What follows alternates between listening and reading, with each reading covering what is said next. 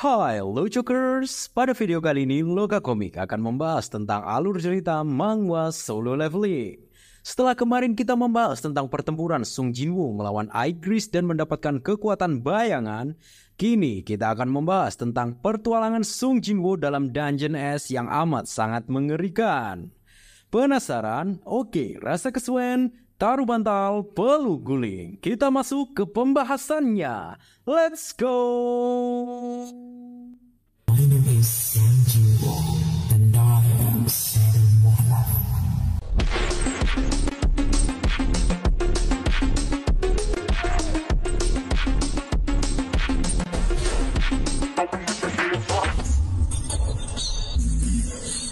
Keesokan hari setelah Sung Jinwoo keluar dari dungeon milik Igris dengan rasa lelah yang amat sangat besar, dia bangun kesiangan.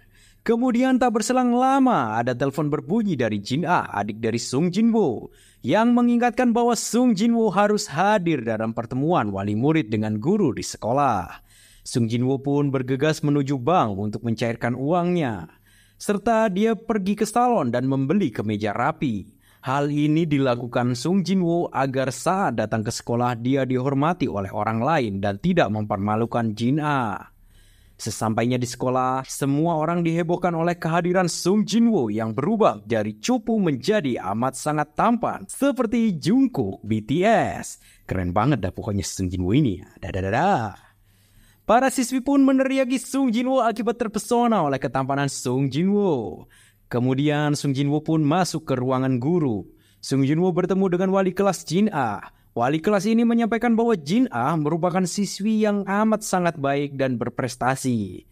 Banyak hal terkait evaluasi Jin Ah didiskusikan dengan Sung Jinwoo. Setelah pembicaraan tentang Jin Ah selesai, si guru pun bercerita tentang seorang muridnya sering membolos sekolah karena menjadi seorang hunter. Dia adalah Han Song-i. Dia adalah salah satu dari sukarelawan yang di episode sebelumnya dikontrak oleh Yoo Jin-ho untuk mengikuti raid dungeon dan hanya bertugas menunggu di luar dungeon saja. Si guru ini merasa sangat khawatir kepada masa depan Han Song-i.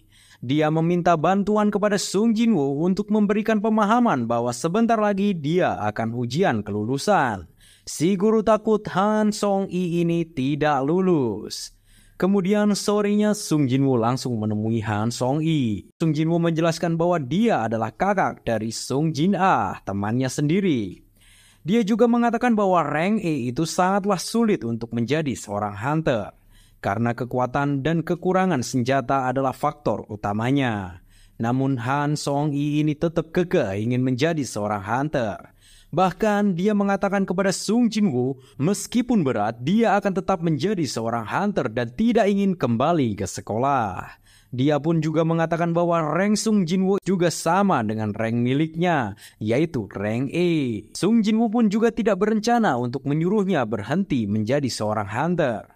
Namun, dia ingin membuat Han Song-i menjadi seorang hunter yang hebat.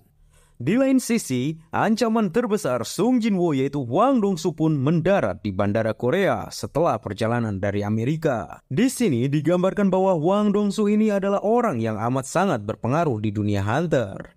Betapa hebatnya dia sampai-sampai perwakilan asosiasi hunter Korea yaitu Woo Jin-chul harus menyambutnya. Woo Jin-chul pun juga sudah tahu maksud kedatangan Hwang Dong-soo ke Korea adalah untuk membunuh Sung Jinwoo dan Yoo Jin-ho. Cerita berpindah ke Sung Jinwoo dan Han Song-i yang diajak untuk menemui Ang Sang-min, petinggi yang ditipu oleh Sung Jinwoo dari Guild White Tiger. Tujuan Sung Jinwoo datang bertemu Ang Sang-min adalah untuk mengizinkannya mengikuti raid dungeon bersama hunter dari Guild White Tiger. Sung Jinwoo ingin memberikan pengalaman kepada Han Song-i agar dia tahu betapa mengerikannya sebuah dungeon itu. Ang Sang-min memberikan akses dungeon rank C kepada Sung Jinwoo. Dalam raid itu akan dipimpin oleh hunter rank A dan diikuti beberapa hunter rank C dan B. Di sini Sung Jinwoo tidak diperkenankan untuk ikut campur dalam raid kali ini. Dia hanya boleh mengamati proses raid saja dari dekat. Tak berselang lama, pemimpin raid yang juga hunter rank A yaitu Kim Chul pun datang dengan sombongnya. Role miliknya adalah tank yang baru direkrut oleh Guild White Tiger. Dia menyindir Sung Jinwoo bahwa raid dungeon itu bukanlah kegiatan piknik. Intinya dia merasa bahwa dia itu sangat kuat, tapi dia tidak tahu betapa hebatnya Sung Jinwoo ini. Mereka pun masuk ke dalam dungeon. Namun tiba-tiba dungeon yang awalnya memiliki ranking C tiba-tiba mengalami destruksi dan berubah menjadi dungeon rank A. Sung Jinwoo yang terhisap segera memerintahkan An Sang-min untuk menghubungi kantor pusat terkait kejadian ini. Dan akhirnya Sung Jinwoo dan kawan-kawan pun tertelan dungeon tersebut. Tidak ada pilihan selain menyelesaikan dungeon rank A ini. Jika dungeon rank C atau B, mungkin mereka bisa dengan mudah menyelesaikan dungeon ini karena mereka memiliki satu rank A yaitu Kim Chul.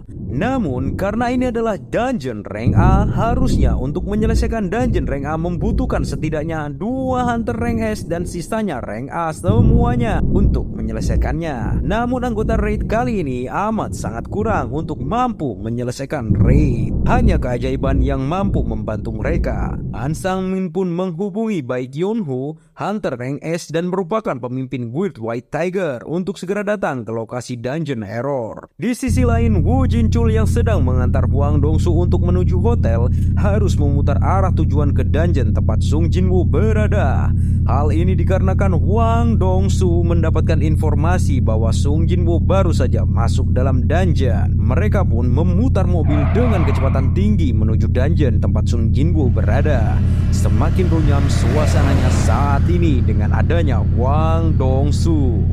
Cerita beralih ke dalam dungeon bersalju lebat dan sangat dingin yang dialami oleh Sung Jinwoo dan kawan-kawan. Para anggota raid sudah mulai sadar semua bahwa tiba-tiba gerbang dungeon lenyap. Mereka sadar bahwa satu-satunya cara untuk keluar dari dungeon ini adalah mengalahkan bosnya terlebih dahulu.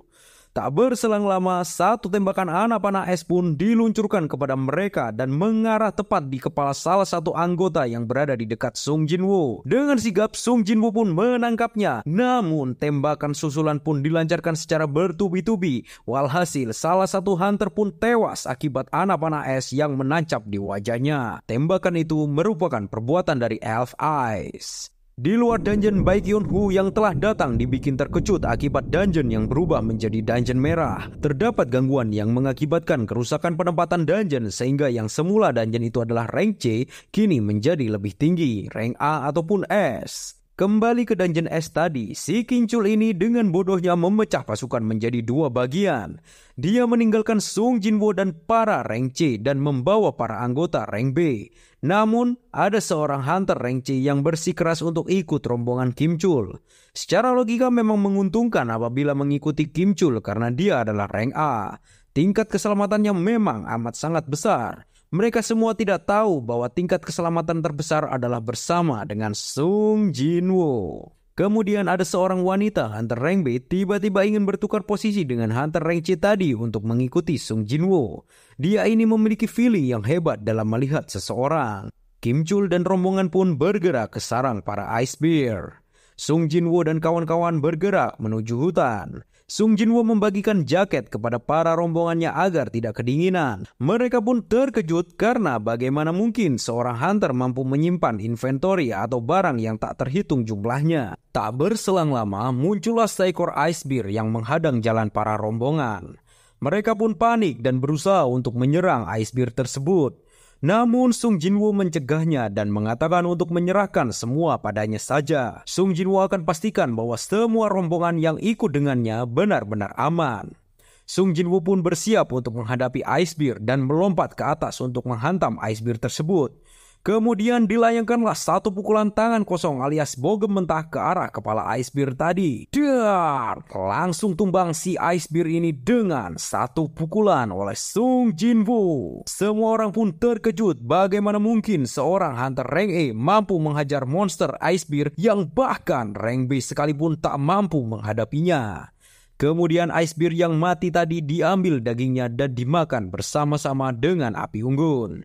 Mereka bercerita satu sama lain di tengah hutan bersalju yang amat sangat dingin. Tak berselang lama, Sung Jinwoo pun mengatakan bahwa dia harus melakukan latihan atau dia akan mendapatkan hukuman dari sistem. Semua anggota pun hanya mengiyakan perkataan Sung Jinwoo. Setelah berlatih, Sung Jinwoo mendatangi sarang dari seluruh Ice Bear yang ada. Kemudian dia memanggil pasukan bayangannya untuk menghabisi para Ice Bear tersebut. Setelah Ice Bear mati, muncullah pemimpin para Ice Bear yang amat sangat kuat. Sung Jinwoo pun merespon dengan memanggil Aigris untuk menghabisi pemimpin Ice Bear tersebut. Dibabatlah si Ice Bear tadi dengan sangat mudah oleh Aigris. Sung Jinwoo sadar jika saat pertarungan Sung Jinwoo melawan Aigris tempo hari, Aigris menggunakan pedangnya, maka Sung Jinwoo tidak akan mampu untuk mengalahkan Aigris. Cerita beralih kepada rombongan Kim Chul yang dikepung para Ice Orc dan Ice Bear. Semula mereka mampu mengatasinya. Namun saat para Ice Elf datang, para anak buah Kim Chul dibantai semuanya. Tersisalah Kim Chul yang lari tunggang langgang ke arah hutan. Setelah lama berjalan, Kim Chul ini menemukan puluhan jasad Ice Bear yang bergeletak di hutan. Kim Chul berpikir bahwa elf lah yang telah melakukan semua ini. Kemudian Kim Chul bertemu dengan para rombongan Sung Jinwoo yang sedang menikmati daging Ice Bear dan menikmati hangatnya api unggun. Kim Chul pun marah-marah tidak jelas dan menuduh mereka menyembunyikan semua makanan dan inventory mereka darinya. Kim Chul pun menghunuskan pedang untuk membunuh mereka semua. Tiba-tiba Sung Jinwoo muncul di belakang Kim Chul dan mencita Kim Chul dengan tangan kosong. Kim Chul pun terhempas jauh menabrak pohon dan langsung pingsan. Oh iya, di luar dungeon terjadi kericuan yang amat sangat menegangkan. Wang Dongsu dan Wu Jinchul sudah sampai di lokasi dan bertemu dengan Bai Kyun-ho. Kemudian Wang Dongsu menanyakan apa yang terjadi dan bagaimana bisa dungeon rank C menjadi rank A. Petugas Ang Sang-min pun menjelaskan bahwa ada gangguan di dungeon tersebut. Dan potensi keselamatan para hunter yang terjebak di dalamnya sangatlah rendah. Karena hanya ada satu rank A yang masuk ke dalam dungeon tersebut. Namun Ang Sang-min mengatakan bahwa Sung Jinwoo juga ikut masuk ke dalam dungeon. Wang Dongsu kemudian langsung mencekik leher Ang Sang-min dan memaksanya untuk mengatakan semua yang ia ketahui. Kemudian Bai Kyun-ho tak tinggal diam berusaha menolong Ang Sang-min dengan tenaganya. Karena kekuatan mereka seimbang, Ang Sang-min pun dilepaskan oleh Wang Dongsu. Pertarungan pun berlanjut. Mereka bersiap dan melakukan kuda-kuda untuk melayangkan pukulan. Shockwave pun keluar dari hantaman mereka berdua. Namun ternyata petugas Wu Jinchul menghentikan pukulan kedua hunter rank S tersebut dengan tangan kosong. Jika saja Bai Kyun-ho dan Wang Dongsu menggunakan kekuatan penuhnya, maka Wu Jinchul pun tak akan mampu untuk menghentikannya. Melihat perkembangan dari dungeon yang sudah 3 jam tidak ada kabar, Wang Dongsu pun memutuskan untuk pergi dan pulang ke Amerika. Cerita beralih ke dungeon S. Setelah membuat Kim Chul pingsan, Sung Jinwoo menyuruh para elf yang mengendap-endap dengan menggunakan kemampuan steal atau menghilangnya untuk keluar. Keberadaan mereka sudah diketahui oleh Sung Jinwoo sejak tadi. Kemudian para elf pun muncul beserta pimpinannya. Si elf ini mengatakan pada pasukannya untuk membunuh para manusia sampah ini. Namun anehnya Sung Jinwoo ini mampu memahami bahasa mereka dan menggunakan bahasa monster dengan sangat fasih. Sung Jinwoo ini benar-benar di luar naila. Pimpinan elf pun mengatakan bahwa mereka menerima perintah suara yang tak dikenal untuk membunuh semua manusia. Namun yang membingungkan adalah perintah itu tidak berlaku kepada Sung Jinwoo. Para elf pun bahkan tak menerima perintah untuk membunuh Sung Jinwoo. Para elf merasa bahwa Sung Jinwoo ini sejenis dengan mereka. Pemimpin elf ini juga berkata bahwa ada salah satu anggotanya ingin sekali bertarung melawan Sung Jinwoo. Dan tiba-tiba mendadak kepala elf yang ingin bertarung tadi hilang. Ternyata Sung Jinwoo dengan kecepatan kilat menembas kepalanya sebelum pemimpin elf tadi berhenti berbicara. Sontak semua orang dan monster yang ada pun terkejut dengan serangan dadakan Sung Jinwoo. Petinggi elf pun yang diuntungkan dengan jumlah tentara mereka sangat tertarik untuk melawan Sung Jinwoo dan memutuskan untuk membunuh semua yang ada. Namun Sung Jinwoo tak gentar sedikit pun dan dia memanggil seluruh pasukan bayangannya untuk menghancurkan para elf. Semua orang pun terkejut dengan pasukan bayangan itu. Pertarungan sengit pun dimulai. Pedang dibalas pedang, pukulan dibalas pukulan. Shockwave pun mengitari pertempuran antar pasukan itu. Sung Jinwoo yang memiliki pasukan bayangan yang amat sangat luar biasa pun berhasil mengungguli para elf itu.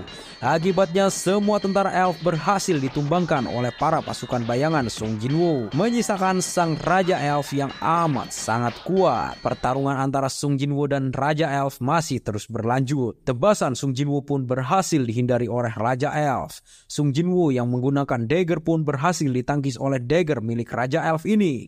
Raja Elf ini bernama Bakura. Dia adalah petarung yang amat sangat kuat. Sung Jinwoo yang terdesak benar-benar membutuhkan tenaga tambahan yang lebih kuat.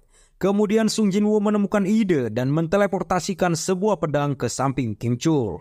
Tak berselang lama, Sung Jinwoo dan Bakura pun beradu kemampuan dengan kecepatan yang luar biasa. Berulang kali Sung Jinwoo terpental akibat serangannya berhasil dibalikan oleh Bakura sang Raja Elf. Sung Jinwoo menggunakan bayangan magician-nya untuk menyerang Bakura dengan sebuah ledakan. Kemudian Bakura yang menyembunyikan keberadaannya mendadak menyerang Sung Jinwoo dari balik kobaran api. Di lain sisi, Kim Chul yang telah sadar dan mendapatkan sebuah pedang hasil teleportasi dari Sung Jinwoo menyerang dari sisi belakang. Pada posisi ini, Sung Jinwoo benar-benar terdesak. Tiba-tiba, Aegis pun muncul dari bawah tanah dan menusuk Kim Chul hingga tewas. Sung Jinwoo mengatakan bahwa kejadian ini sudah dia prediksi sebelumnya. Sung Jinwoo ini memang benar-benar sengaja memanfaatkan Kim Chul untuk menyerangnya, agar dia bisa membunuh Kim Chul dan menambah armada bayangannya untuk mengalahkan si Raja Elf Bakura. Serangan Bakura pun berhasil dihalangi oleh Aegis. Setelah Kim Chul terbunuh, dia pun dibangkitkan sebagai bayangan oleh Sung Jinwoo. Bayangan dari Kim Chul ini diberi nama Iron oleh Sung Jinwoo. Dia memiliki pertahanan yang amat sangat kuat. Pertarungan antara Sung Jinwoo melawan Bakura pun berlanjut. Sung Jinwoo lantas memerintahkan Iron untuk berlawan Bakura. Iron yang kuat pun melayangkan tebasan kepada Bakura, namun beberapa tebasannya berhasil dihindari. Sung Jinwoo kemudian bersama Aegis dan Iron mencoba untuk melawan Bakura. Aegis yang bergerak dengan sangat efektif melayangkan tebasan ke arah Bakura. Tebasan mematikan milik Aegis berhasil dihindari oleh Bakura. Kemudian Aegis menggunakan tebasan yang tak dapat diprediksi oleh Bakura. Dengan melihat kesempatan baik ini, Sung Jinwoo dari belakang Bakura menusuknya menggunakan daggernya. Alhasil tebasan tersebut melukai Bakura dan meninggalkan efek racun. Namun, karena Bakura kuat, racun milik Sung Jinwoo berhasil dinetralkan. Bakura melihat seluruh anak buahnya telah habis dibantai pasukan bayangan Sung Jinwoo. Kemudian Sung Jinwoo melemparkan dagger ke arah Bakura. Namun lemparan dagger tersebut berhasil ditangkis oleh Bakura. Saat Bakura fokus menangkis serangan dagger Sung Jinwoo, Iron datang dari belakang mengunci pergerakan Bakura. Bakura yang benar-benar terperangkap menggunakan kekuatan penguatnya kepada Iron. Alhasil Iron pun tak sanggup menahan Bakura. Bakura pun berhasil membebaskan diri dari Iron. Namun setelah tebasan dagger ke arah perut Bakura dilakukan oleh Sung Jinwoo. Meskipun terluka parah, Bakura ini tidak mengundurkan kekuatannya. Namun tiba-tiba si Iron ini dari belakang menebas Bakura dengan kapal. Bakura pun tumbang seketika. Kemudian si Iron ini dengan polosnya terus memukuli Bakura tatkala Bakura telah tewas. Barbar banget dah pokoknya ini bayangan. Karena Bakura ini adalah bos dungeon, maka tiba-tiba dungeon tersebut terbuka kembali. Sung Jinwoo beserta rombongan yang mengikutinya tadi selamat dan berhasil keluar dungeon. Oke, itu tadi alur cerita manhwa Solo Leveling Arc Ice L. Oh iya, jangan sampai kelewatan karena minggu depan kita akan menceritakan tentang Solo Leveling Arc Balmond. Bisa dikatakan arc tersebut adalah arc yang paling seru. Jangan lupa like, comment, dan subscribe serta share ya. Semoga harimu menyenangkan. Bye-bye.